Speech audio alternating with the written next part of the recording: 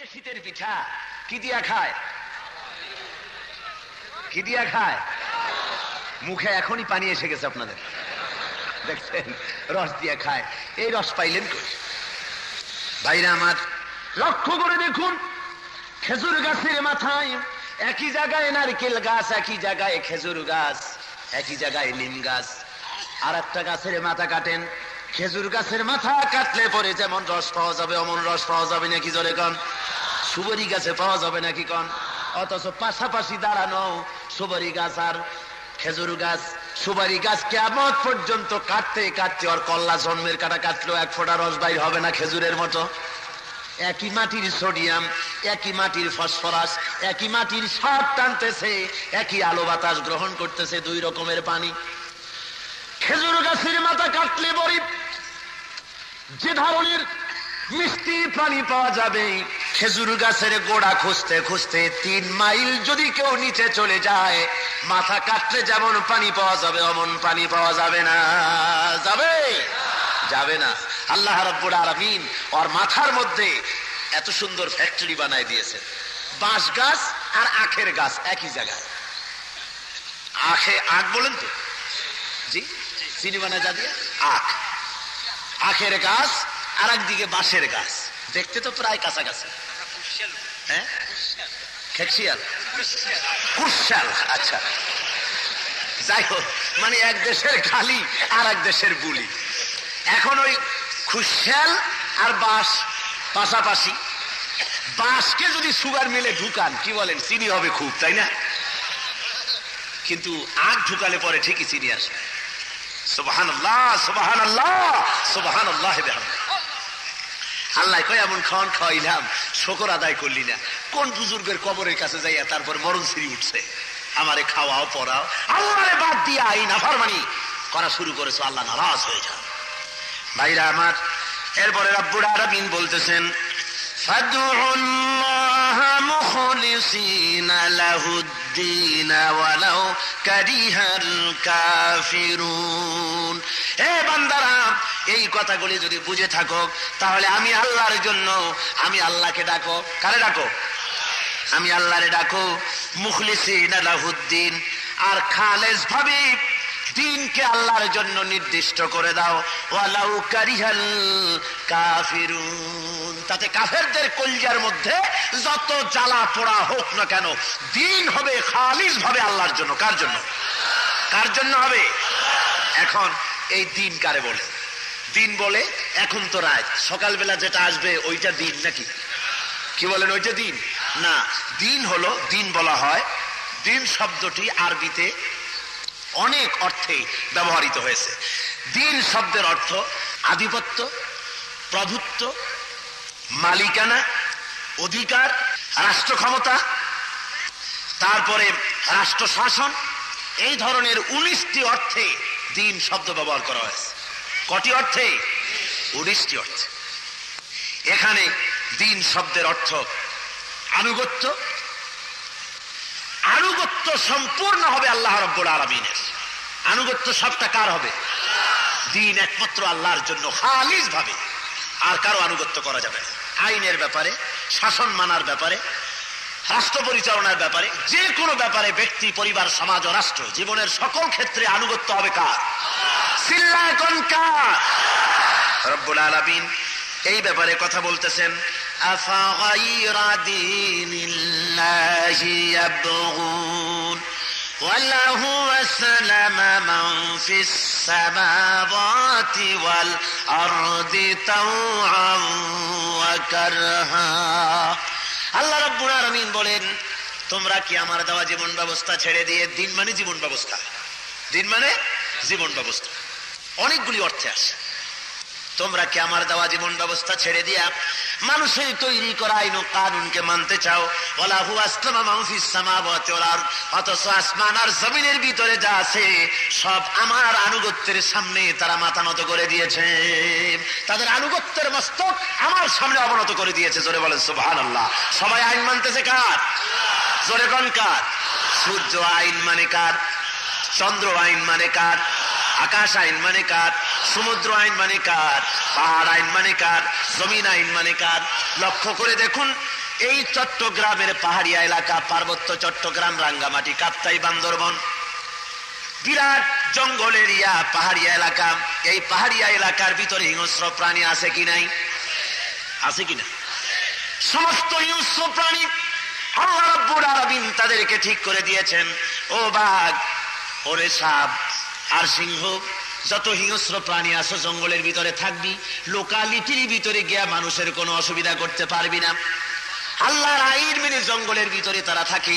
ওই জঙ্গলের হিংস্র প্রাণীরা যদি মিছিল করতো, জঙ্গলে আর থাকবো না, এইবার চট্টগ্রাম দখল করব, এই কথা বলে যদি পাগলা হাতিরা, সিংহরা, বাঘেরা যদি মিছিল করতো, মিয়ার আপনারা থাকতে পারতেন নাকি? কন, কি বলেন, পারতেন? আল্লাহর এই বাহিনীর সামনে সিংহ হাতি ছাড়িয়ে দেন, অত বড় দিয়া কাম নাই। এই যে খালি কতগুলা বল্লা, বল্লা কয় তো হলুদ রঙে, আর ভীমরুল, ওটারে কি কয়? হ্যাঁ, ভেঙ্গুর। এই ভেঙ্গুর মানে ক্যাপসুলের মতো, দুদিকে হলুদ, মাঝখানে একটা ক্যাপসুলের মতো বাঁধ দেওয়া। এই ভেঙ্গুর যদি এই মাহফিলের মধ্যে বেশি না, মানুষ তো লক্ষ লক্ষ, এখানে এখানে হাজার খানেক বা 500 ভেঙ্গুর যদি ছেড়ে দেওয়া যায়, 100 খানেক বল্লা যদি ছেড়ে দেওয়া যায়, মাশাআল্লাহ, মানুষ দৌড়াইয়া একটার মাথার উপর আরেকটা পড়বে, ঠিক কিনা কর? আল্লাহর কি প্রচন্ড ক্ষমতা, আর মানুষ কত অসহায়। বল্লা ভীমরুলের একটু হুল আছে, ওগুলার বাদ দিলাম। সামান্য কতগুলো ব্যাঙ, গোটা 10 বড় বড় বড় সাইজের ব্যাঙ। বড় ব্যাঙ রে কি কয়? ভাউয়া ব্যাঙ। আমারে কিছু সিটমের ভাষা আপনি শিখাই দিন। এই সব বড় বড় ভাউয়া ব্যাঙ, কিং সাইজের ভাউয়া ব্যাঙ, যদি গোটা 20 এই মাহফিলের মধ্যে ছাড়িয়ে দেওয়া যায়, মাশাআল্লাহ, ব্যাঙ আর লাভ দেবে কি? তার চাই তো জোরে লাভ দিয়া মানুষ সব পালায় যাবে। সামান্য ব্যাঙের সামনে কত অসহায়। আমি একবার দেখলাম, বিরাট একটা হাতি সার্কাসে নিয়ে যায় দেখাবার জন্য। ওই হাতির পিঠের উপরে মাহুত বসে আছে। হাতিটার বডিটার তুলনায় মাহুত একটা সলিমুদ্দি ছাড়া আর কিছু, বুঝলেন? এতটুকু একটা মানুষ ওইখানে বসে, দেখি লাঠির মাথায় একটা লোহা, ওই লাঠিটা দিয়া মাথার উপরে এইরকম বাড়ি মারে, আস্তে যদি চলে মাথায় একটু গুতা মারে, আর হাতিটা একটু ব্যথা পায়, একটু মেজাজটা গরম করে হাঁটে। হাতি যেন মনে মনে বলতে থাকে, হায় রে মানুষ, কেমন যে তুই আশরাফুল মখলুকাত, আল্লাহর সৃষ্টির সেরা, তাই আমার ঘাড়ে বসে তুই আমার মাথায় লাঠি মারিস। আল্লাহ তোরে শ্রেষ্ঠ বানাইছে, আমারে তোর গোলাম বানাইছে। নইলে শক্তির দিক দিয়ে শ্রেষ্ঠত্ব যদি নির্বাচিত হতো, প্রমাণিত হতো, শক্তির দিক থেকে সৃষ্টির সেরা, এটাই যদি থিওরি হতো, তাহলে তোর মতো 10টা মানুষের মাথা এক জায়গায় থুইয়ে আমার তো চাপ দেওয়া লাগে না, পাও খান থুইলি শুধু বেলের মতো ফট করে একটা আওয়াজ হবে, জায়গায় শেষ, ঠিক কিনা? ভাইরা আমার, ওগুলি সব আল্লাহর হুকুম মানতেছে। কার হুকুম মানে? জঙ্গলে যারা আছে আল্লাহর হুকুম মানে, আকাশে যারা আছে আল্লাহর হুকুম মানে, পানির ভিতরে যারা আছে ওরা আল্লাহর হুকুম মানে, সব আল্লাহর হুকুম মেনে চলছে। আল্লাহর আইন ছাড়া আর কেউ নাই, আল্লাহর হুকুম মেনে সবাই চলতেছে। এই জন্য আল্লাহ বলতেছেন, আমার আইনের ভিতরে আবার আনুগত্যের মধ্যেই একমাত্র শান্তি, আর দিন হলো একমাত্র ইসলাম, জীবন ব্যবস্থা ইসলাম ছাড়া আর কিছু নাই। ইন্নাদ-দীনা ইনদাল্লাহিল ইসলাম, আমার কাছে পছন্দনীয় একমাত্র জীবন ব্যবস্থা কি? একমাত্র কি? ইসলাম। এটা ছাড়া আর কোনো পথ নাই, এটাই পথ। আর এই পথের বর্ণনা কোরআন শরীফের মধ্যে দেওয়া হয়েছে। কোরআনের ফার্স্ট টু লাস্ট মানুষের জীবন ব্যবস্থা বলা হয়েছে। কি বলা হয়েছে? কোরআন শরীফের শুরু হয়েছে কি দিয়া? বিসমিল্লাহির রহমানির রহিম, বা দিয়া শুরু হয়েছে। কি দিয়া শুরু হয়েছে? কোন? শেষ হয়েছে কি দিয়ে? নাস, সিন দিয়ে। মিনাল জিন্নাতি অন্নাস, শেষের অক্ষর কি? সিন। কোরআন শরীফের প্রথম অক্ষর নেন বা, আর একদম শেষের অক্ষর নেন সিন, দুইটারে মিলান কি হইল? বাস। এবার এই বাসে চড়ে বাড়ি যাবেন নাকি? এই বাস মানে কি? বাস মানে এনাফ, বাস মানে যথেষ্ট। আল্লাহ রাব্বুল আলামিন বলতে চাইলেন, কোরআন শরীফের ভিতরে প্রথম পারা থেকে নিয়ে সূরা নাস পর্যন্ত যা বলে দিলাম, বাস এনাফ, যথেষ্ট। মানুষের জীবনের জন্য যা দরকার, ব্যক্তি, পরিবার, সমাজ, রাষ্ট্রের জন্য সব কথা আমি বলে দিয়েছি। এনাফ হয়ে গেছে, যথেষ্ট হয়ে গেছে। কোন মানুষের জন্য, কোন দার্শনিকের জন্য, কোন জ্ঞানী ব্যক্তির জন্য এমন কিছু বাকি রাখি নাই যা মানুষের চলার জন্য আবার তৈরি করা লাগবে। অর্থনীতির ব্যাপারে, সমাজনীতির ব্যাপারে, রাজনীতির ব্যাপারে, পররাষ্ট্রনীতির ব্যাপারে, শিক্ষানীতির ব্যাপারে, মূলনীতি যা প্রয়োজন আমি আল্লাহ রাব্বুল আলামিন সব কোরআনে ঢুকায় দিয়েছি। জোরে বলেন সুবহানাল্লাহ। সব এই কোরআন শরীফের মধ্যে বলে দেওয়া হয়েছে। সুতরাং আল্লাহ বলছেন এই দিন সম্পূর্ণভাবে আমি আল্লাহর জন্য করে দাও, নির্দিষ্ট করে দাও। আল্লাহ রাব্বুল আলামিন অন্যত্র বলেন, হুয়াল্লাযী আরসালা রাসূলাহু বিল হুদা ওয়া দীনিল হক লিইয়ুযহিরাহু আলাদ-দীনি কুল্লিহি ওয়া কাফা বিল্লাহি শাহীদা। আল্লাহ বলেন আমি আমার রাসূলকে দ্বীনে হক, সত্যের বিধান দিয়া জমিনে পাঠিয়ে দিয়েছি। তার দায়িত্ব হলো মানুষের তৈরি করা আইন ও কানুনের উপরে আমার দিনকে বিজয়ী করে দেবেন, এ দায়িত্ব তার। নবীর জন্য এটা শোভনীয় নয় যে পৃথিবীর বুকে মানুষের তৈরি করা আইন চলবে আর নবী তার ভিতরে থেকে মসজিদে বসে আল্লাহ আল্লাহ করবে, না নবীর জন্য শোভনীয় নয়। এটা কি শোভনীয়? অনুরূপ ভাবে কোন মানুষের জন্য, কোন মুসলমানের জন্য এটা শোভনীয় নয় যে সে মসজিদে বসে জিকির করবে, আল্লাহ বিল্লাহ করবে, আর বাইরে শয়তানের রাজত্ব চলবে, দুশ্চরিত্রদের রাজত্ব চলবে, অর্থনীতি, রাজনীতি মানুষের তৈরি করা আইন দিয়া চলবে, আর মুসলমানেরা শুধু নামাজ পড়বে, শুধু মিলাদুন নবীর মাস এলে পরে, রবিউল আউয়াল মাস এলে পরে ইয়া নবী সালামু আলাইকা, ইয়া রাসূল সালামু আলাইকা, ইয়া হাবিব সালামু আলাইকা, তারপরে গরম গরম 10 খান জিলাপি। আমরা যেন রসুলকে এই কথা বলতে চাই, হে রসুল আপনারা যে কত ভালোবাসি, দেখেন না তাকায়, ওই মদিনা থেকে তাকায় দেখেন কত ভালোবাসি আপনাকে। আপনার ভালোবাসায় উদ্বুদ্ধ হয়ে আমরা মিলাদ পড়েছি, আর আমাদের বাজারের যত মিষ্টি ছিল দাম বাড়াই দিয়া সব মিষ্টি আমরা খাইয়া ভালাইছি। এটা হলো মহব্বতের নমুনা। জোরে কর নাউজুবিল্লাহ। এটা নয়, বরং হুজুর সম্পর্কে আল্লাহ বলছেন আমি রাসূলকে পাঠিয়েছি এই জন্য মানুষের তৈরি করা সকল মতবাদের উপর ইসলামকে গালিব করে দেবে। এই জন্য বাংলাদেশে ইসলাম গালিব আছে, জোরে বলেন আছে। কোরআনের আইন দিয়া বঙ্গভবন চলে, আসতে বলেন কেন চলে। কোরআনের আইন দিয়া সেক্রেটারিয়েট চলে, কোরআনের আইন দিয়ে ইউনিভার্সিটি চলে, কোরআনের আইন দিয়ে ক্যান্টনমেন্ট চলে, কোরআনের আইন দিয়ে আপনার ব্যবসা বাণিজ্য চলে, কোরআনের আইন দিয়ে কোর্ট কাছারি আদালত চলে, কোনটাই চলছে। সুতরাং আমরা কিরকম মুসলমান হলাম যদি আল্লাহর দেওয়া বিধান জমিনে কায়েম করতে না পারি? আল্লাহ বলছেন আনুগত্য করতে হবে জীবনের সকল ক্ষেত্রে, দ্বীনকে খালিস ভাবে আমার জন্য নির্দিষ্ট করে দিতে হবে। তার মানে ব্যক্তিতে, পরিবারে, সমাজে ও রাষ্ট্রে কারো কথা মানা যাবে না। আজকে 10 দফা, 5 দফা, 15 দফা, 40 দফা, 200 দফা, দফার ছোটে মানুষের কাম শেষ। ঠিক কিনা কর? মানুষের কাজ শেষ হয়ে গেল এই দফার জ্বালায়। সুতরাং দফা মানুষের তৈরি করা আইনের পিছনে দৌড়াও। এত মানুষের পিছনের আইনের পিছনে না দৌড়াইয়া যদি আমি আল্লাহর দিকে যদি দৌড়াতে, দ্বীনকে খালেস ভাবে যদি আমার দিকে করে দিতে, তাহলে এই দুরবস্থায় তোমরা পড়তে না। মানুষেরা ওই একবার কে একজন বলল মঞ্চে দাঁড়াইয়া, এত বছরের মধ্যে কিছু খাবার দিবার পারুম না। জনগণ দুহাত উঁচু করে বলল আমরাও না খাইয়া থাহুম। আল্লাহ বললেন আমিও দেহুম, কাহাতক না খাইয়া থাকতে পারো। ঠিক কিনা কর? না খাওয়ার পালা চললো। হায় রে না খাওয়া, রাস্তায় রাস্তায় মানুষ না খেয়ে মরেছে। ভুলে গেছেন? জোরে কোন ভুলে গেছেন? জোরে সরে মনে আছে না? কাপড় পায় নাই,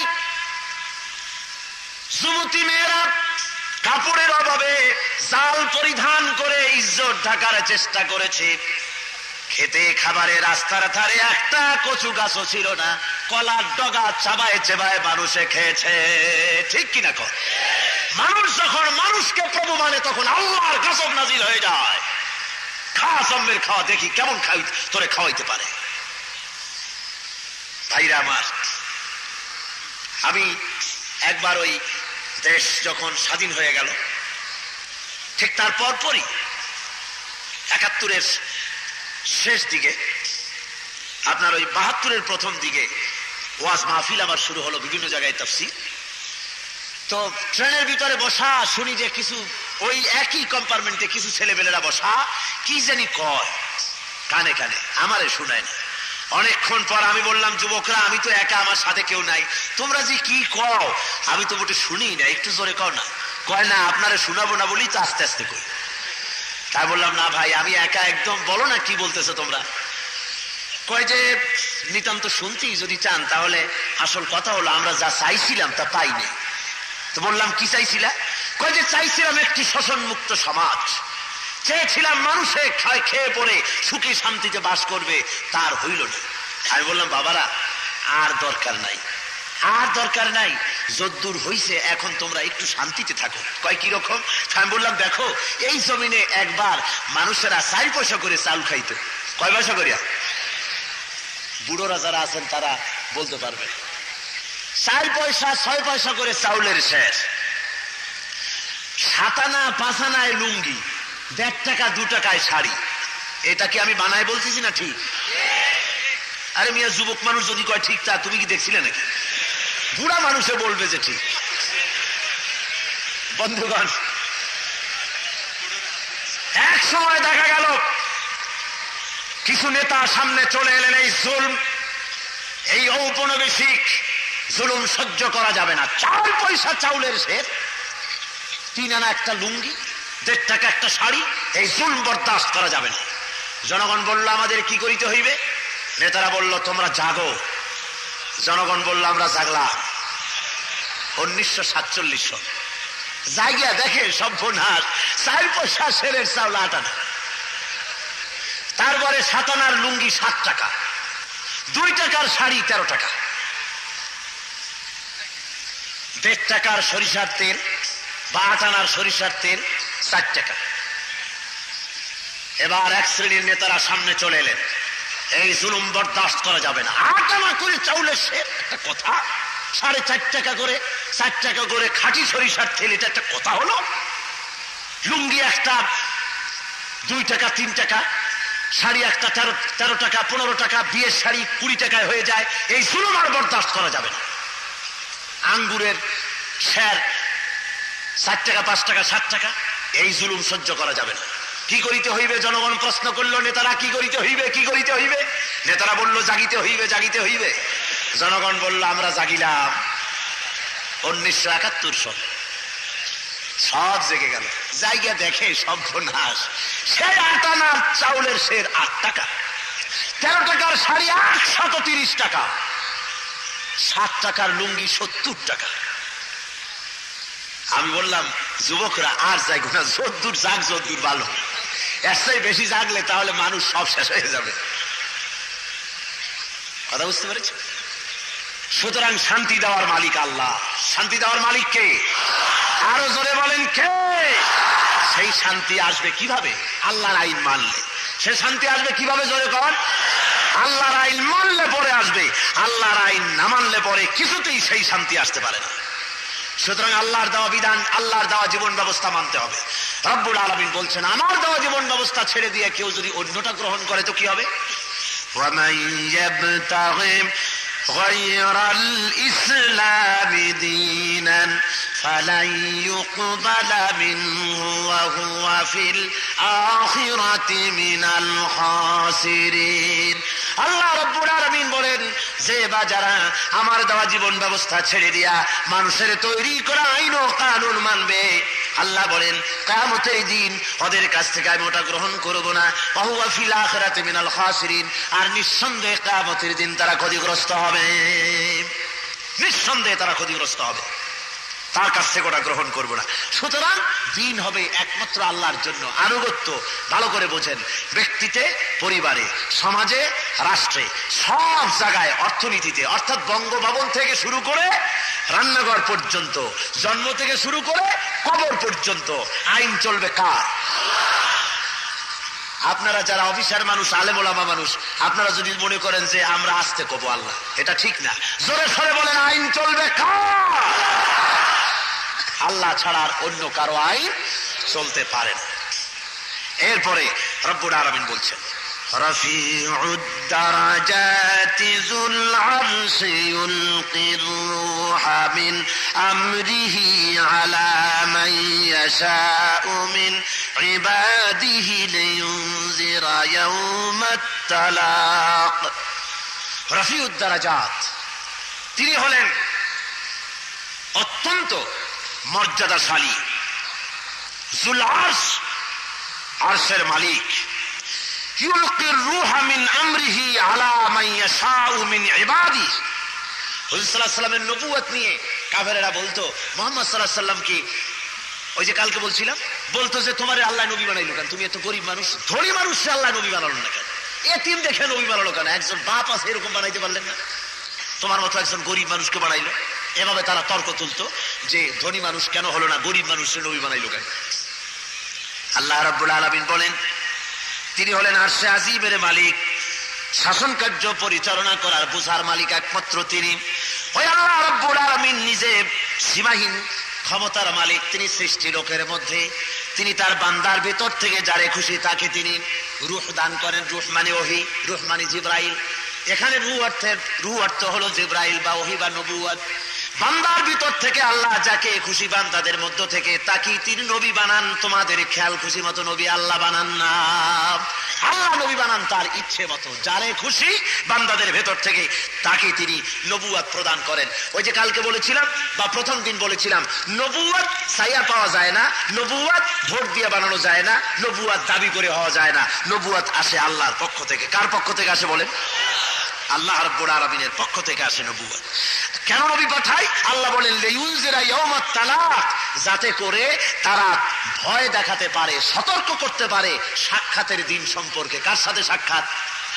জোরে কোন, কার সাথে সাক্ষাৎ?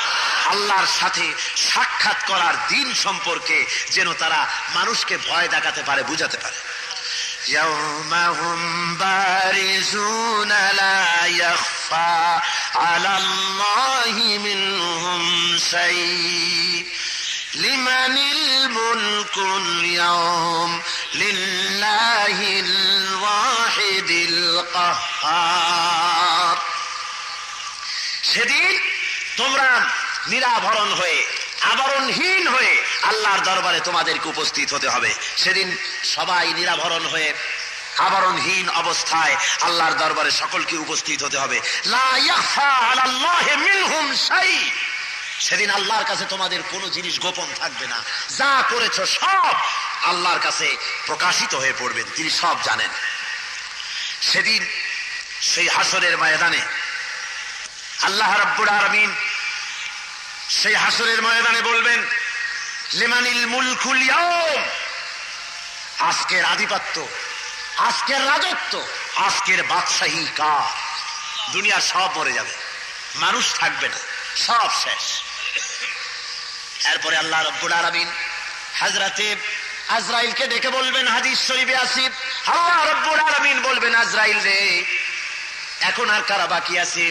হযরতে আজরাইল বলবেন, আল্লাহ দুনিয়ার কোনো মানুষ নাই, এখন বাকি আছে হযরতে জিবরাইল, হযরতে মিকাইল, হযরতে ইসরাফিল, আর আমি আজরাইল, আর কেউ বাকি নাই।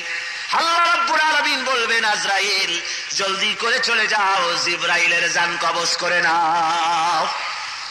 হযরতে জিবরিল আলাইহিস সালামকে হযরতে আজরাইল গিয়ে সালাম করবেন, আসসালামু আলাইক, আল্লাহর শান্তি আপনার প্রতি বর্ষিত হোক। আমি আপনার সঙ্গে জিয়ারত করতে এসেছি, আল্লাহর নির্দেশ নিয়ে এসেছি, আল্লাহ অর্ডার করেছেন আপনার জান কবজ করার জন্য। আল্লাহ রাব্বুল আলামিনের হুকুমে হযরতে জিবরাইলের জান কবজ হয়ে যাবে। আল্লাহ বলবেন, এবার আর কে বাকি আছে? হযরতে আজরাইল বলবেন, এবার মিকাইল বাকি কয়, জান কবজ করো। হযরত মিকাইলের জান কবজ হয়ে যাবে। জিজ্ঞেস করবে এবার বাকিকে বলবে ইসরাফিল জান কবজ করো। এরপর আল্লাহ বলবেন আর কে বাকি আছে? হযরত আজরাইল বলবেন আল্লাহ আমি বাকি আছি, আর কেউ নাই, আর তো তুমি আছো আল্লাহ, তুমি ছাড়া আর কেউ নাই। আল্লাহ রাব্বুল আলামিন বলবেন মুত ইয়া মালাকুল মউত, মুত, মরে যা। আল্লাহু আকবার, আল্লাহ, মুত ইয়া মালাকুল মউত, মরে যা। হযরতে মালাকুল মউত বলবে আল্লাহ রাব্বুল আলামিন সাকরাতে মউত, মউতের যে কষ্ট, এইটা আমি যে জান কবজ করেছি সারা দুনিয়ার প্রাণীগুলির, আমি যদি জানতাম আমার রুহু আমার কবজ করা লাগবে তাহলে এই দায়িত্ব থেকে তোমার কাছে আমি মাপ চাইতাম। আয় আল্লাহ এখন আমার জান আমারে কবজ করা লাগবে। আল্লাহ বলেন মউত ইয়া মালাকাল মউত, মরে যা। মালাকাল মউত মরে যাবেন। নিস্তব্ধতা বিরাজ করবে, আকাশেও কেউ নাই, জমিনেও কেউ নাই, ইল্লা ওয়াজহু, আল্লাহ ছাড়া কেউ নাই। আল্লাহ রাব্বুল আলামিন জমিনকে ডেকে বলবেন ইয়া দুনিয়া আইনা কুসুরকি, হে পৃথিবী তোর বিল্ডিং গুলি কোথায়? অহংকারীরা বিরাট বিরাট বালাখানা বানাতো, গগনচুম্বী ধর্মমালা বানাতো, কোথায় সেই বিল্ডিং? ইয়া দুনিয়া আইনা আশজারুকি, কোথায় সেই গাছপালাগুলি যেগুলি দিয়ে তোর বুক সজ্জিত ছিল? আইনা আনহারুকি, কোথায় সেই দরিয়া সমুদ্র নদ নদী? কোথায় আইনা জিবালুকি, কোথায় পাহাড় পর্বত? সব শেষ হয়ে যাবে। আইনা মুলুকি, আইনাল মুলুক, কোথায় সেই রাজা বাদশারা, স্বৈরাচার, অহংকারী, কোথায় তারা? আল্লাহ রাব্বুল আলামিন দুনিয়া কিভাবে ডাক দিয়া তারপরে বলবেন লিমানিল মুলকুল ইয়াউম, লিমানিল মুলকুল ইয়াউম, আজকের রাজত্ব কার? কার প্রভুত্ব, কার বাদশাহী আজ? তাফসীরের ভিতরে আছে একজন বাদশাহ, তার রাষ্ট্রীয় অভিষেকের দিনে তিনি একজনকে বললেন যে তুমি কোরআন শরীফ থেকে তেলাওয়াত করো, তেলাওয়াতের মাধ্যমে আমি মাথায় মুকুট পরব। একজন আলিম তেলাওয়াত করলেন কোরআন শরীফের এই রুকুটি, যে রুকুটি আমি আপনাদের সামনে বলছি। লিমানিল মুলকুল ইয়াউম যখনই বলেছেন, বাদশাহ কাঁপতে কাঁপতে সিংহাসন থেকে পড়ে গিয়েছেন, মাথার তাজ খুলে রেখে বলল আল্লাহ বেশক কোন সন্দেহ নেই আসমান ও জমিনের মালিক একমাত্র তুমি, তুমি ছাড়া কেউ নাই। ভাইরা আমার, আল্লাহ রাব্বুল আলামিন সেদিন বলবেন লিমানিল মুলকুল ইয়াউম, কার রাজত্ব আজ, আধিপত্য কার, বাদশাহী কার? সমগ্র বিশ্ব লোক হঠাৎ করে বলবে লিল্লাহিল ওয়াহিদিল কাহ্হার, একমাত্র আজকের রাজত্ব ওয়াহিদুল কাহ্হার, পরাক্রমশালী আল্লাহ রাব্বুল আলামিনের রাজত্ব। জোরে বলেন সুবহানাল্লাহ। স্বৈরাচার, ডিক্টেটর, জালিম, দুনিয়ার উপরে যারা মাতবাড়ি করে, কয়দিন করবা মাতবাড়ি? রাজত্ব তো আসলে আল্লাহ, আসলে কার? একটু সময় দিয়ে আল্লাহ দেখেন, একটু ফাঁক দিয়া দেখেন, দেখি কদ্দুর পারো, তারপরে আল্লাহ অ্যাকশন নেন। তারপরে কি করেন? অ্যাকশন। সুতরাং আল্লাহ রাব্বুল আলামিন সেই কিয়ামতের ময়দানে বলবেন আজকের একমাত্র রাজত্ব আমার। কি হবে আজ? আল্লাহ রাব্বুল আলামিন বলেন আল ইয়াউমা তুজজা কুল্লু নাফসিন বিমা কাসাবাত লা যুলমাল ইয়াউম ইন্নাল্লাহা সারিউল হিসাব। আল্লাহ রাব্বুল আলামিন বলেন আজ প্রত্যেক প্রাণীর কর্মফল দেওয়া হবে, যা তারা কামাই করেছিল তার প্রতিফল আজ দেওয়া হবে। লা যুলমাল ইয়াউম, আজকের দিনে কারো উপরে অত্যাচার করা হবে না। ইন্নাল্লাহা সারিউল হিসাব, আর আল্লাহর হিসাব হবে অত্যন্ত ক্ষিপ্র। জোরে বলেন সুবহানাল্লাহ। আজকের দিনে আল ইয়াউমা তুজজা কুল্লু নাফসিন বিমা কাসাবাত, দুনিয়ায় যা কামাই করেছো, যা করেছো, আজকে তার প্রতিফল দেওয়া হবে। লা যুলমাল ইয়াউম, আজকে কারো উপরে কোনো জুলুম হবে না। অর্থাৎ ভালো কাজ করেছে অথচ তার প্রতিফল যা পাও না তার চাইতে কম পাইল অথবা বেশি পাইল, এ ধরনের কোনো কিছুই হবে না, কারো উপরে কোনো জুলুম করা হবে না। ইন্নাল্লাহ সারিউল হিসাব, আর আল্লাহ রাব্বুল আলামিনের বিচার হবে অত্যন্ত ক্ষিপ্র, খুবই দ্রুত গতিতে হিসাব হয়ে যাবে। তার মানে কিয়ামতের দিন এমনটি হবে না একটা বিচারের শুনানি শুনতে শুনতে বা 10টা শুনতে শুনতে কাহিল হয়ে পড়েছেন, আর শুনতে পারবেন না, অথবা একটা শুনে তিনি আর একটা শুনবার জন্য ধৈর্য হারিয়ে ফেলেছেন, এমন নয়, বরং সবগুলি তিনি শুনতে পারবেন। আরেকটি কথা হলো, এই দুনিয়ায় কোনো বিচার করতে হলে তার সাক্ষ্য লাগে, প্রমাণ লাগে, দলিল লাগে, সেগুলি না পাওয়া গেলে সঠিক প্রমাণ পাওয়া, দলিল, সঠিক বিচার করা যায় না।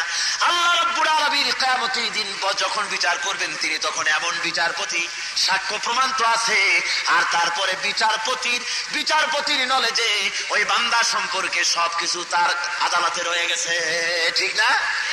বিচারপতির কাছে বান্দা কি করেছে, কোথায় ছিল, সব তার জানা আছে না? এর উপরে ভিত্তি করে তিনি বিচার করবেন। আল্লাহ আর বলেন, ওয়ানজিরহুম ইয়াওমাল আসিফাতি ইযিল কুলুবু লাদাল হানাজিরি কাযিমিন। ওয়ানজিরহুম, আর তাদেরকে সতর্ক করো, সাবধান করো, ইয়াওমাল আসিফাতি, সেদিনটি নিকটবর্তী হচ্ছে, ইযিল কুলুবু লাদাল হানাজিরি কাযিমিন, যে যখন তাদের কল্প, তাদের কলিজা মুখের কাছে এসে যাবে আর চুপচাপ অত্যন্ত ধৈর্য ধারণ করে গোস্বা হজম করতে থাকবে। সেই কিয়ামতের দিনের সতর্কতা তাদেরকে করো, তাদেরকে বুঝাও। অর্থাৎ কিয়ামত খুবই নিকটবর্তী, এইটা খুব বেশি দূরে নয়, খুব কাছে এসে গেছে। আল্লাহ কোরআন শরীফের অন্যত্র বলেছেন, ইকতারাবা লিন-নাসি হিসাবুহুম ওয়া হুম ফি গাফলাতিন মুরিদুন। মানুষের হিসাবের সময়টা খুবই নিকটবর্তী, কিন্তু মানুষ এর থেকে এরাজ করে গেছে, এর থেকে মুখ ফিরিয়ে গিয়েছে, সে চিন্তাও মনের মধ্যে আনতেছে না। তার যে হিসাব হবে সেই হিসাব সম্পর্কে একদম বেমালুম সে বলে গিয়েছে। দিনটা খুবই নিকটবর্তী এবং সেদিন কলিজা আসবে মুখের কাছে, মানুষের কলিজা আসবে মুখের কাছে, ধৈর্য ধরে তারা সেখানে দাঁড়িয়ে থাকবে, বছরের পর বছর চলে যাবে, মানুষ গোস্বা হজম করতে থাকবে চুপচাপ করে দাঁড়িয়ে থেকে, যেহেতু কোনো উপায় তো নেই, কোনো উপায় নাই রাগ দেখায়। রাগ হবে কেন? তার মানে দাঁড়াতে দাঁড়াতে বছরের পর বছর চলে যাবে। কত বছর? 50,000 বছর হবে, বিচারের দিনটা লম্বা হবে। কত বছর হবে বলুন? 50,000 বছর লম্বা হবে এই দিনটা। আল্লাহ রাব্বুল আলামিন বলেন, মা লিয-যালিমিনা মিন হামিমিন ওয়ালা শাফী'ইন ইউতা'। সেদিন জালিমদের কোনো হামিম মানে বন্ধু পাবে না, তারা সাহায্যকারী পাবে না। হামিম বলা হয় এমন বন্ধুকে, যে বন্ধু অন্য বন্ধুকে মারতেছে বলেছে নিজের জানকে বাজি রেখে তাকে উদ্ধার করতে যায়, তাকে আরবিতে হামিম বলা হয়। এমন কোন বন্ধু পাবে না যে তার উপরে শাস্তি আসবে বলে কেউ দৌড়ে আসবে তাকে বাঁচাবার জন্য। ওয়ালা শাফী'ইন ইউতা', আর এমন কোন সুপারিশকারীও পাওয়া যাবে না যার সুপারিশ শুনতে আল্লাহ বাধ্য হবেন। জোরে কোন সুবহানাল্লাহ। কারো ক্ষমতা নাই সেদিন আল্লাহর দরবারে সুপারিশ করা। আল্লাহ যাদেরকে সুপারিশ করার জন্য পারমিশন দিবেন তারা ছাড়া আর কেউ পারবে না। সুপারিশের ব্যাপারটা আল্লাহ নিজে কন্ট্রোল করবেন। কে করবেন? কোন সূরা জুমারের মধ্যে আল্লাহ রাব্বুল আলামিন বলেন, কুল লিল্লাহিস শাফাআতু জামিআ, সমস্ত শাফাত তো কেবলমাত্র আল্লাহ রাব্বুল আলামিনের জন্য। আল্লাহ নিজে কন্ট্রোল করবেন। সুপারিশ কারো জন্য কেউ করতে পারবে না। হ্যাঁ, আল্লাহ যাকে নির্দেশ করবেন সুপারিশ করার জন্য, আর যার জন্য করবেন কেবলমাত্র সেই, আর কেউ নেই। আয়াতুল কুরসির ভিতরে আল্লাহ বলেন, লাহু মা ফিস সামাওয়াতি ওয়া মা ফিল আরদ মান যাল্লাযী ইয়াশফা'ু ইনদাহু ইল্লা বিইজনি। আসমান এবং জমিন হলো আল্লাহ রাব্বুল আলামিনের জন্য, আর কেউ সুপারিশ করতে পারবে না কারো জন্য আল্লাহ নির্দেশ না পাওয়া পর্যন্ত। মা মিন শাফিইন ইল্লা মিন বাদি ইযনি, আল্লাহ রাব্বুল আলামিন বলেন সুপারিশকারী কেউ নাই। আল্লাহ রাব্বুল আলামিন যদি নির্দেশ না দেন তাহলে কেউ কারো সুপারিশ কিয়ামতের দিন করতে পারবে না। অনেকে এই নিয়তে মুরিদ হয় দুই পীরের কাছে যে কিয়ামতের দিন উনি দুই পীরে আমার দুই হাত ধরিয়া, দুই বছরকে দুই হাত ধরিয়া এরকম করে মারিয়ে দেবে, আমি অমনি ভেস্তের বারান্দায় গিয়ে বসবো। বুঝলেন? সম্ভব নয়, কেউ করতে পারবে না। নিজেদের দশা কি হবে কিয়ামতের মাঠে সেটাই আল্লাহ ভালো জানেন। কে ভালো জানেন? সুতরাং বাঁচাতে পারবে না কেউ কিয়ামতে। আল্লাহ রাব্বুল আলামিন বলেন এই লোকগুলি ওই সব বুজুর্গ আর ওই সব দেবদেবীর কাছে দৌড়ায়, তার কারণ কি? ওয়ায়াবুদুনা মিন দুনিল্লাহি মা লা ইয়াদুররুহুম ওয়া লা ইয়ানফাউহুম ওয়া ইয়াকুলুনা হাউলাই শুফাআউনা ইনদাল্লাহ। আল্লাহ রাব্বুল আলামিন বলেন এরা এমন সব জিনিসের ইবাদত করে, এমন সব সত্তার গোলামি করে, দাসত্ব করে, যারা নিজেদের উপকার করতে পারে না, তাদের উপকারও করতে পারে না, কারো খারাপও করতে পারে না, ভালোও করতে পারে না। আর ওরা বলে হাউলাই শুফাআউনা ইনদাল্লাহ, কিয়ামতের দিন এরা আমাদেরকে আল্লাহর দরবারে সুপারিশ করবে। আল্লাহ বলেন না, সুপারিশ করতে পারবে না। আল্লাহর হুকুম ব্যতি রেখে কেউ কথা বলতে পর্যন্ত সাহস পাবে না কিয়ামতের মাঠে। মহান আল্লাহ রাব্বুল আলামিন বলেন ইয়াউমাইযিন লা তানফাউশ শাফাআতু ইল্লা মান আযিনা লাহুর রাহমানু ওয়া রাদিয়া লাহু কাওলা। মহান আল্লাহ বলেন সেদিন শাফাআত কার্যকর হবে না, অবশ্য স্বয়ং আল্লাহ রাব্বুল আলামিন যাকে পছন্দ করবেন, যার সুপারিশ শুনতে পছন্দ করবেন, সে ছাড়া কেউ সুপারিশ করতে পারবে না। শাফাআতের ব্যাপারটি সম্পূর্ণ আল্লাহ নিজে কন্ট্রোল করবেন। তার কারণ কি? তার কারণ হলো পীর হোক, ভালো করে শোনেন, পীর হোক, বুজুর্গ হোক, মাওলানা হোক, মুরিদদের অবস্থা কার কি তা তো পীরেরও জানার কথা নয়, নবীরও জানার কথা নয়, ভক্তরও জানার কথা নয়। কে কতটা চুরি করছে, কে কয়টা ডাকাতি করছে, কে কয়টা জেনা করছে, সুতরাং এগুলি তো পীর সাহেবের জানার কথা নয়, বুজুর্গের জানার কথা নয়। কাজী এগুলি যদি পাইকারি দরে সুপারিশের অর্ডার দেওয়া হয় আর সব বুজুর্গরা নিজেদের পাইকারি দরে মুরিদদের যদি সুপারিশ করার জন্য শুরু করে দেয় তাহলে তো বিচারই হবে না। বিচার হবে? জোরে বলেন হবে? সাধারণ ভাবে বোঝেন, একটা অফিসার, কোন একটা মিলের ম্যানেজার, সেই মিলের ম্যানেজার যদি পাইকারি দরে বন্ধু বান্ধব আত্মীয় স্বজন সকলের সুপারিশ গ্রহণ করা শুরু করে চাকরি দেওয়ার জন্য, তো মিলের কাজ তো 12:30 বাজবে। ঠিক কিনা কর? বিপর্যস্ত হয়ে যাবে মিল, বিপর্যস্ত হয়ে যাবে অফিস সকলের সুপারিশ শুনলে। সেই জন্য আল্লাহ রাব্বুল আলামিন আহকামুল হাকিমিন, তাই তিনি এই সুপারিশের দায়িত্ব, সুপারিশের সম্পূর্ণ ব্যাপারটা নিজ হাতে কন্ট্রোল করেছেন, মানুষের হাতে ছেড়ে দেন। কিয়ামতের দিন 50,000 বছর মানুষ দাঁড়িয়ে থেকে হয়রান হয়ে যাবে। তারা বলবে আল্লাহ রাব্বুল আলামিন, তারা হয়রান হয়ে গিয়া হযরত আদম আলাইহিস সালামের কাছে গিয়ে বলবেন আবাল বাশার, আমরা বিপদে পড়ে গেছি, আমাদের ব্যাপারে আল্লাহর কাছে সুপারিশ করুন। হযরত আদম বলবেন ওগো আসরবাসীরা, আমি পারবো না সুপারিশ করতে, যেহেতু আমি আল্লাহর হুকুমকে অমান্য করেছিলাম, ভুল করে অমান্য করেছিলাম। আমি জানি না আজ হাসরের ময়দানে আল্লাহ রাব্বুল আলামিন আমার সঙ্গে কি ব্যবহার করবে, আমার জানা নাই। সুতরাং তোমরা যাও হযরত নূহ আলাইহিস সালামের কাছে, দেখো তিনি কিছু করতে পারেন নাকি। হাসরবাসীরা হযরত নূহের কাছে চলে যাবে। নূহ আলাইহিস সালাম বলবেন আমার দ্বারাও সম্ভব হবে না, আমি সাহস পাবো না আল্লাহর সামনে কথা বলার। তার কারণ হলো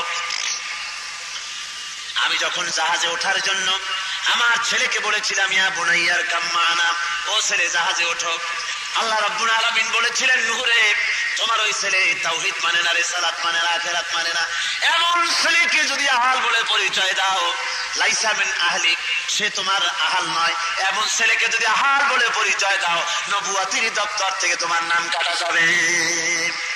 ভাইরা আমার, হযরত নূহ বলবেন আমার দ্বারা সম্ভব না, আমি সাহস পাই না আল্লাহর সামনে কথা বলার।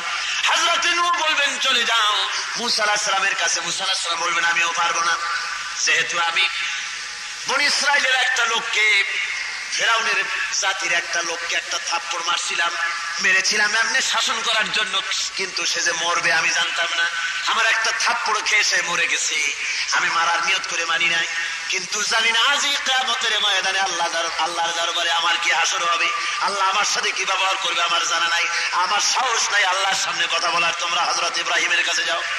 হযরত ইব্রাহিম বলবেন আমার দ্বারাও সম্ভব নয়, আমিও পারবো না, যেহেতু আল্লাহ রাব্বুল আলামিনের দরবারে আমারও কিছু ভুল ত্রুটি আছে নাকি আমি জানি না, থেকে যেতে পারে।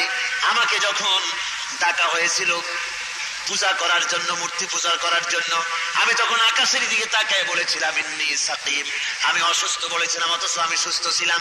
কাজে এই যে কথা বলেছি কিয়ামতের দিন আল্লাহর দরবারে কি আমার অবস্থা হবে আমার জানা নাই। হযরত ইব্রাহিম আলাইহিস সালাম বলেছিলেন ইন্নী সাকিম, আমি অসুস্থ, আসলে সুস্থ ছিলেন। তাহলে অসুস্থতা কি?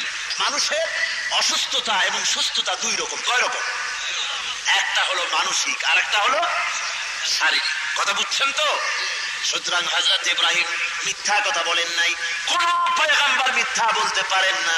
হযরত ইব্রাহিম মিথ্যা বলেন নাই, বলেছিলেন কি?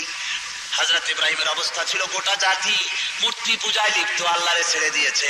সুতরাং পয়গম্বর মূর্তি পূজায় লিপ্ত জাতিকে দেখে মানসিক অবস্থা সুস্থ থাকতে পারে না, পারে? সুতরাং মানসিক দিক থেকে তিনি অসুস্থ ছিলেন। এতটুকুন কারণে হযরত ইব্রাহিম বলবেন কিয়ামতের ময়দানে আমার সাহস নাই আজ আল্লাহর দরবারে গিয়ে তোমাদের ব্যাপারে সুপারিশ করার, বরং তোমরা চলে যাও হযরত ঈসার কাছে। হযরত ঈসা বলবেন আসরবাসীরা আমিও পারবো না তোমাদের জন্য সুপারিশ করতে, তার কারণ হলো গোটা দুনিয়ার খ্রিস্টানেরা আমাকে আল্লাহর ছেলে বলেছে। জোরে বলেন নাউযুবিল্লাহ। খ্রিস্টানেরা বলেছে وقالت النصارى المسيح ابن الله, আর আমাকে আল্লাহর পুত্র বলেছে, অথচ আমি তাদেরকে বলতে বলি নাই। এই যে আমার আল্লাহর পুত্র বলেছে, আজ এই আসরের ময়দানে আল্লাহ আমার সঙ্গে কি ব্যবহার করবে আমার জানা নাই। সুতরাং আমি পারবো না, তবে একটা সাজেশন দিতে পারি। আজ এই সুপারিশের কাম কেউ করতে পারবে না। চলে যাও আসরবাসীরা আখেরি জামানার পয়গম্বর নবী মুহাম্মদ রাসূলুল্লাহ সাল্লাল্লাহু আলাইহি সাল্লামের কাছে চলে যাও, আজকের এই দায়িত্ব তার কাছে যাও। হাসরবাসীরা দেখবে আল্লাহর নবী মাকামে মাহমুদের সিজদায় থাকবেন। হাসরবাসীরা বলবেন ইয়া রাসূলুল্লাহ আমরা বিপদে পড়েছি, মুসিবতে পড়েছি, আমাদের জন্য সুপারিশ করুন। নবীজি বলবেন হাসরবাসীরা আজকের এই কাজ আমার জন্য, চলো আল্লাহর কাছে বলি। ভাইরা আমার, আল্লাহ রাব্বুল আলামিনের কাছে আল্লাহর হাবিব বিচারের জন্য বলবেন। রব্বুল আলামিন বলবেন হাবিব বেহেশতি মানুষ তুমি বাঁচো, তোমার উম্মতের বেহেশতি মানুষ বাইসা দাও। তোমার উম্মতের বেহেশতি বান্দাগুলি আমার, তোমার উম্মত বেহেশতে কারা কারা যাবে তুমি বাইসা দাও। আল্লাহর নবীর স্ত্রী হযরত আয়েশা উম্মুল মুমিনিন বলেন ইয়া রাসূলুল্লাহ কিয়ামতের দিন লক্ষ কোটি কোটি মানুষের মধ্য থেকে লাখো লাখো পয়গম্বরদের উম্মতের মধ্য দিয়া, এত মানুষের মধ্যে দিয়ে আপনার উম্মত আপনি কেমনে বেছে নেবেন? হুজুর বলেন আয়েশা রে, কোন ঘোড়ার চেহারা যদি থাকে খুররাম মুহাজ্জালিন, কপাল যদি সাদা থাকে, এই কপাল সাদাওয়ালা ঘোড়া যদি হারায় যায় অন্য ঘোড়ার ভিতরে, বলো আয়েশা ওই সাদা কপালওয়ালা ঘোড়াটারে তালাশ করে সে পাবে কিনা ঠিক মতো? হযরত আয়েশা বলেন হুজুর নিঃসন্দেহে পাবে, কোনো অসুবিধা নাই। আল্লাহর নবী বলেন আয়েশা রে, কিয়ামতের ময়দানে লক্ষ কোটি কোটি মানুষের ভিতরে আমার উম্মত আমি তালাশ করে পাবো, আমার বেহেশতি উম্মতগুলি যারা নামাজ পড়েছিল, নামাজের ওযুর কারণে তাদের হাত এবং চেহারাগুলি নূরে ঝকমক করতে থাকবে, ওই দেখে দেখে আমার উম্মত আমি বেহেশতে নিয়ে যাব। ভাইরা আমার, বেঈমান যারা নামাজ পড়ে নাই, আল্লাহর নামাজ আদায় যারা করে নাই, ওরা বলবে, ওরা যখন দেখবে তারা বাদ পড়ে গেল, আল্লাহর নবী তাদের সুপারিশ করে না, ওরা তখন বলবে নবী আমিও তো আপনার উম্মত, আমারও সুপারিশ করেন। আল্লাহর নবী বলবেন সৌকান সৌকান লিমান গায়্যারা মিন বাদি, সরে যাও, দূর হয়ে যাও, তুমি আমার উম্মত নও। যদি তুমি আমার উম্মত হতে তাহলে এই নূরের চমক তোমাদের চেহারায় আমি দেখতাম। ভাইরা আমার, শীতের দিনে কষ্ট করে ফজরের উযু যারা করেন, ইশার উযু যারা করেন, গরমের দিনে উযু করলে নামাজ পড়লে যে সওয়াব, এই শীতের রাতে ফজরের সময় ল্যাপটাকে হারাম করে যারা ঠান্ডা পানি দিয়া উযু করে যারা নামাজ পড়তে গেল, কিয়ামতের দিন আল্লাহ রাব্বুল আলামিন ওই উযুর কারণে চেহারায় নূর দিয়া দিবেন, আর ওই নূর দেখে আল্লাহর হাবিব বান্দাগুলিকে ধরে ধরে বেহেশতে পৌঁছায়া দিবেন।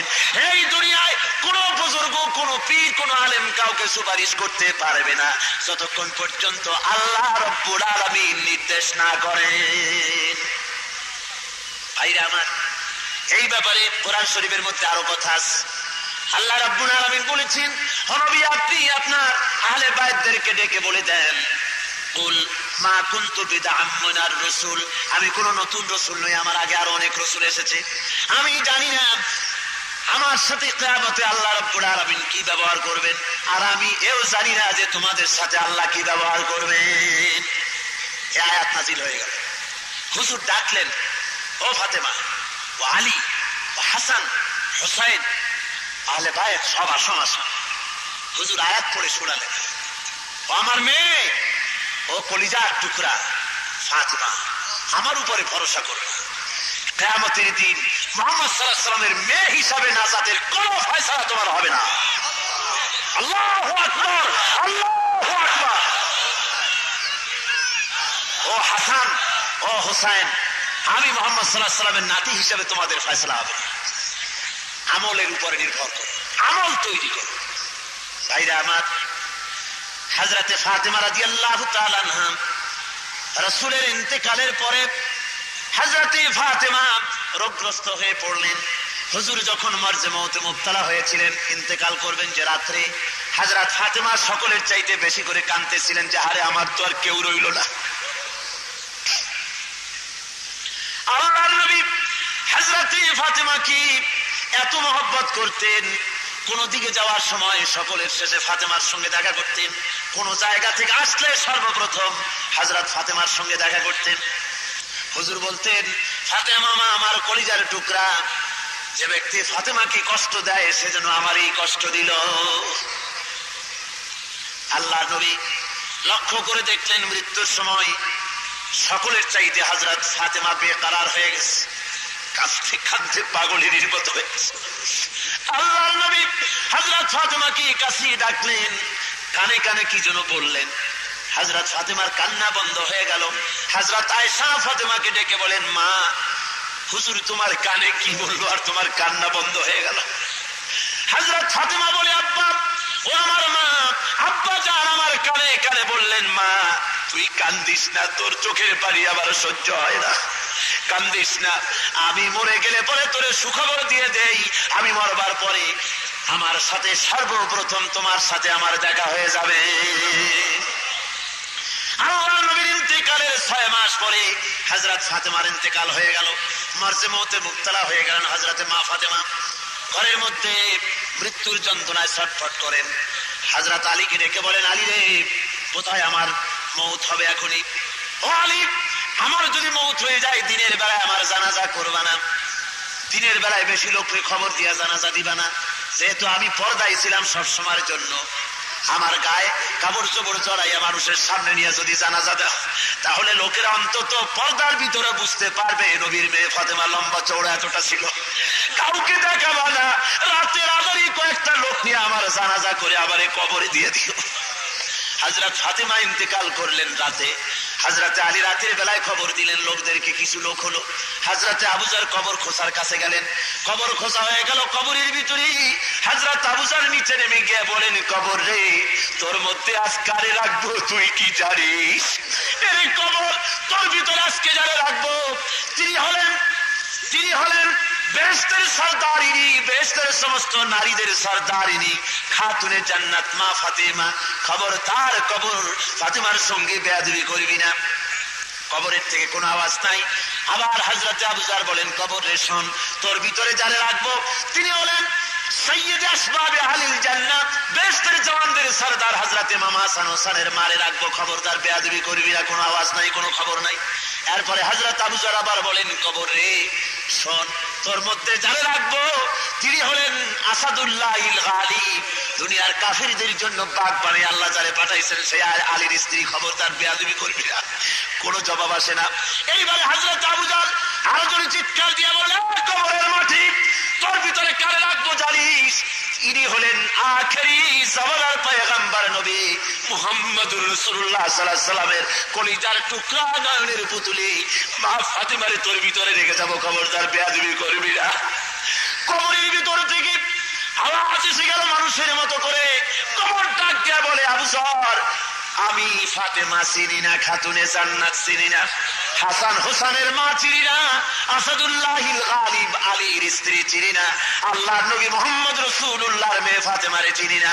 আমল যদি ভালো হয় জান্নাতের বিছানা কবরে বিছায় দেওয়া হবে, আর যদি আমল খারাপ হয় আমার কবরের মাটি পৃথিবীর এক প্রান্তে চলে যাবে, আর এক মাটি আর এক প্রান্তে চলে যাবে, দুই দিক থেকে দুই মাটি আমল চলে ঠাসা মারা হবে, গোশত আর হাড় মাটির সাথে চরমের মতো মিশাইয়া দেওয়া হবে।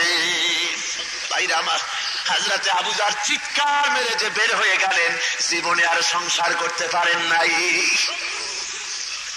আমি বলি ভাইরা, এই জন্য এই দুনিয়ার বুকে কোন বুজুর্গ, কোন পীর, কোন মাওলানা সাহেবের উপরে নির্ভর করে থাকবেন না যে উনি বাঁচাইয়া দিবেন। বাঁচাবে আপনার আমল। আমল যদি ভালো হয় তাহলে কিয়ামতের দিন আল্লাহ বাঁচাবার ব্যবস্থা করে দিবেন।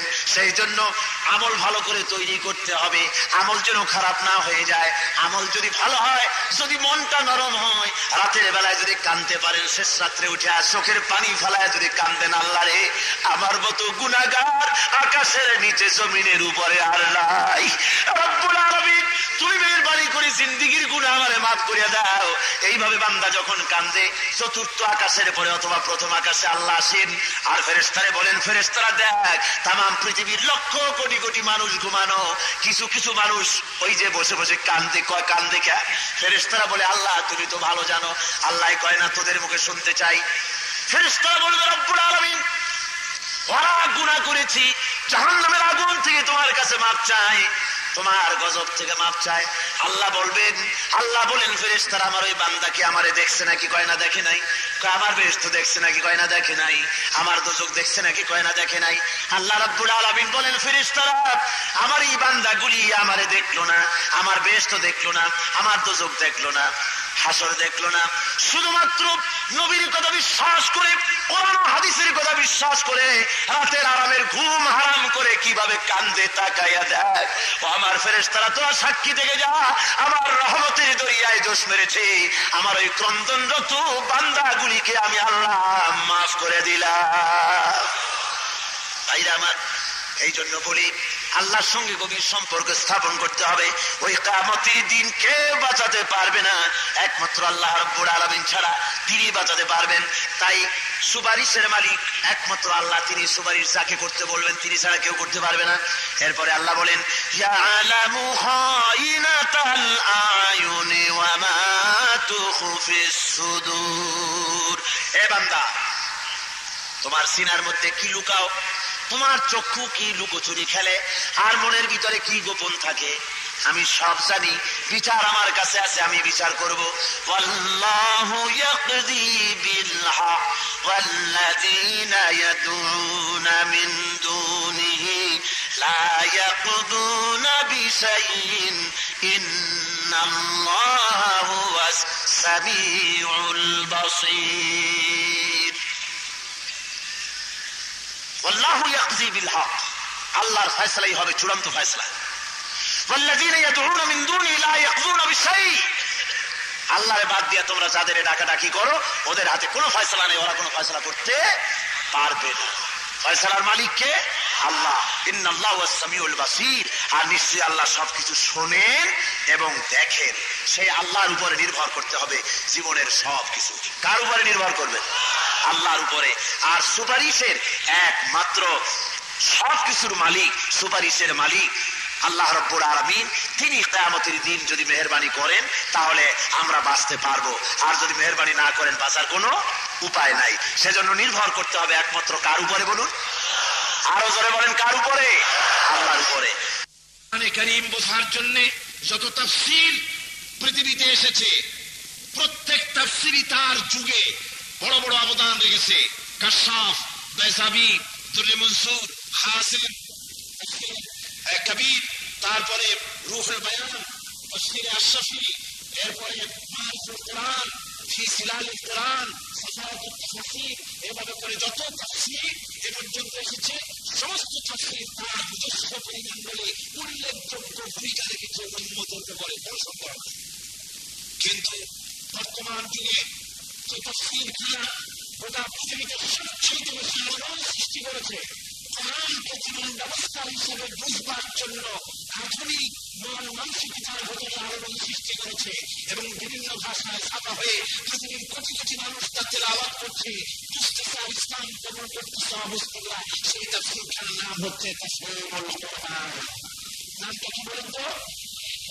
তাফসীরুল কোরআনের এই মুফাসসির হচ্ছেন, তাফসীর যিনি করেছেন তিনি হচ্ছেন বিশ্ববিখ্যাত দুনিয়ার অন্যতম শ্রেষ্ঠ ইসলামী চিন্তাবিদ মুজাদ্দিদ আল্লামা আল উস্তাজ সৈয়দ আবুল আলা মাওদুদী রাহিমাহুল্লাহ নাওয়ারাল্লাহু মারকাদাহু ওয়া জাআলাল জান্নাতা মাসওয়াহু। আল্লাহ পাক তাকে জান্নাতুল ফিরদাউস নসিব করুন। সবাই বলুন আমিন। আজকে ষড়যন্ত্র হচ্ছে পৃথিবীতে বিভিন্ন জায়গায়, ইহুদি শক্তি, খ্রিস্টান, কাদিয়ানি শক্তি, বিভিন্ন মুসলিম শক্তির ভেতরেও এ জাতীয় কথাবার্তা দিয়ে জনগণকে বিভ্রান্ত করার চেষ্টা করছে। মাওলানা মওদুদী সাহাবায়ে কিরামদের বিরুদ্ধে কথা বলেছেন, কোরআন শরীফের বিরুদ্ধে বলেছেন, নবীদের বিরুদ্ধে বলেছেন, আজে বাজে কথা বলে তারা মানুষকে বিভ্রান্ত করছেন। মাওলানা মওদুদীর বিরুদ্ধে যত অভিযোগ, সেই অভিযোগগুলিকে খণ্ডন করে যে কিতাব আপনাদের সামনে গতকাল আমি বলেছি, কিতাবখানা হচ্ছে মাওলানা মওদুদী উলামায়ে দেওবন্দ কি নজর মে লিখেছেন আল্লামা হযরত মাওলানা মুহাম্মদ ইলিয়াস রাইসুল উলুম ওয়াল আকলিয়া ওয়াল আকায়েদ ইসলামিয়া ওয়াত তাফসীর সাবিকান বিল জামিয়া আল ইসলামিয়া ফাতিয়া চিটাগাং বাংলাদেশ।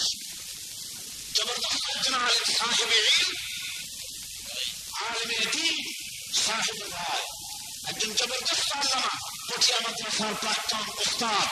তিনি এই কিতাবখানা লিখেছেন। উলামায়ে দেওবন্দ বড় বড় উলামারা মাওলানা মরহুমের ব্যাপারে কি সব কথা লিখেছেন, তার সম্পর্কে আপনারা কিতাবখানা ওলামারা খরিদ করে নিয়ে যাবেন। বাংলা ভাষায় এটা প্রকাশ করা হবে ইনশাআল্লাহ। যার লেখা বই 48টি ভাষায় ছাপা হয়ে গোটা পৃথিবীতে ছড়িয়ে পড়ছে, আর অসংখ্য মুসলিমরা ইসলাম কবুল করতেছেন। সবাই বলুন আলহামদুলিল্লাহ। সুদ, মায়ের সাথে সেনা করার মতো গুনাহ, কিন্তু এই গুনাহ থেকে কেমনে বাঁচবো পরিকল্পনা এই পৃথিবীর মুখে 20 শতাব্দীতে এই পরিকল্পনা দিয়েছেন আল্লামা মওদুদী। যে পরিকল্পনার ভিত্তিতে গোটা পৃথিবীতে ইসলামী ব্যাংক ছড়িয়ে পড়েছে বিশ্বময়। আজকে বাংলাদেশে, সাউথ ইস্ট এশিয়ায়, দক্ষিণ পূর্ব এশিয়ার বাংলাদেশ, এই বাংলাদেশে ইসলামী ব্যাংকের আজকে 62টি শাখা ছড়িয়ে পড়েছে সব জেলায়, প্রত্যন্ত অঞ্চলে। এমনকি অমুসলিম দেশেও টোকিওতে ইসলামী ব্যাংক হয়েছে, সুইজারল্যান্ডে ইসলামী ব্যাংক হয়েছে, জার্মানিতে ইসলামী ব্যাংক হয়েছে, ইংল্যান্ডে ইসলামী ব্যাংক হয়েছে, আমেরিকার মতো দেশেও ইসলামী ব্যাংক চালু হয়েছে। তার পরিকল্পনাকারী ছিলেন মাওলানা সৈয়দ মওদুদী রাহিমাহুল্লাহ। আজকের যে ওয়াইসি, এর পরিকল্পনা মাওলানা মওদুদী রাহমাতুল্লাহ আলাইহি। আজকের যে জামিয়া ইসলামিয়া মদিনা আল মুনাওয়ারা, সবচেয়ে বড় ইউনিভার্সিটি, এই বিশ্ববিদ্যালয়ের পরিকল্পনাকারী এবং শিক্ষা ব্যবস্থাপনা এর সিস্টেমিক প্রণয়নকারী ছিলেন মাওলানা মওদুদী রাহমাতুল্লাহ আলাইহি। আজকে ইসলামী সেক্রেটারিয়েট ছিল গোটা বিশ্ব ইসলামী ও ইসলামকে ঐক্যবদ্ধ করার জন্য ইসলামের শক্তিকে তার অবদানের ভুল ছিল না। আল্লাহ মেহরবানি, তাকে আল্লাহ পাক বড় মর্যাদা দিয়েছেন। কাবা শরীফের ইমামের কথা আমার হযরত মাওলানা শামসুদ্দিন সাহেব বলেন, এই কাবা শরীফের ইমাম সাহেব এসেছিলেন জানাজা পড়ার জন্য লাহোরে। ফ্লাইট ক্যান্সেল হওয়ার কারণে সময় মতো পৌঁছতে পারেন নাই, কিন্তু দাফন হয়ে যাওয়ার পর ওনার জানাজা পড়লেন মুফাক্কির ইসলাম আল্লামা ইউসুফ আল কাসাবি, যিনি কাতার ইসলামী ইউনিভার্সিটির শরিয়া ফ্যাকাল্টির ডিন, তিনি জানাজা পড়লেন। কাবা শরীফের ইমাম শাইখুল হারামাইনুশ শরীফাইন মাওলানা মওদুদীর কবরের কাছে এসে দাঁড়িয়ে বললেন, মাওলানা মওদুদী নামক এক ব্যক্তিকে আজকে মাথুন করা এখানে হয় নাই, আজ যেন উম্মতের দ্বীপ্রহরের সূর্যটাকে কবরের মধ্যে রাখা হয়। আমি লন্ডন থেকে যখন লন্ডনে ছিলাম, পাকিস্তান জামাত ইসলামীর নায়েবে আমির খুররাম মুরাদ সাহেব আমাকে টেলিফোন করে বললেন মাওলানা ইন্তেকাল করেছেন বাফেলো হসপিটালে। পরের দিন আমার ফ্লাইট ছিল জেদ্দায়। এয়ারপোর্টে এসে দেখি টুপিতে ভরা, ক্ষিপ্র এয়ারপোর্টে একটু টুপি, শুনলাম মাওলানার লাশ আসতেছে এখানে তার জানাজা হবে। আমি টিকিটের দিকে দেখলাম আমার মাত্র 1 ঘন্টা সময় জানাজায় শরীক হতে পারবো না। বদকিসমত মনে করে প্লেনে উঠলাম এবং মক্কা শরীফে চলে গেলাম। সেদিন ছিল শুক্রবার। জুমার নামাজ পড়া হয়ে যাওয়ার সাথে সাথে ইমাম সাহেব ঘোষণা করলেন, আসসালাতু আলা রাসূল আসসামাহাতু শাইখ আল উস্তাজ as-সাইয়্যিদ আবুল আলা মওদুদী রাহিমাহুল্লাহ। এখন গায়েবানা জানাজা হবে মাওলানা মওদুদী রাহমাতুল্লাহ কাবা শরীফে। আমি নিজে জানাজায় শরীক হয়েছি। নাজশী বাদশাহর সাথে গায়েবানা জানাজার পরে হারামের শরীফের ভিতরে, আল্লাহর এই হারাম মসজিদে হারামের ভিতরে গায়েবানা জানাজা কারো হয় নাই। আল্লাহ রাব্বুল আলামিন মাওলানার কিসমতে রেখেছিলেন। আমার বন্ধুগণ, এত বড় মুফাক্কির ইসলামের বিরুদ্ধে যারা কথা বলতে চেষ্টা করেন, আল্লাহ পাক তাদেরকে হেদায়েত নসিব করুন। সবাই বলুন আমিন, সবাই জোরে সোরে বলুন আমিন। আল্লাহ পাক আমাদের সকলকে হক বোঝার তৌফিক দান করুন।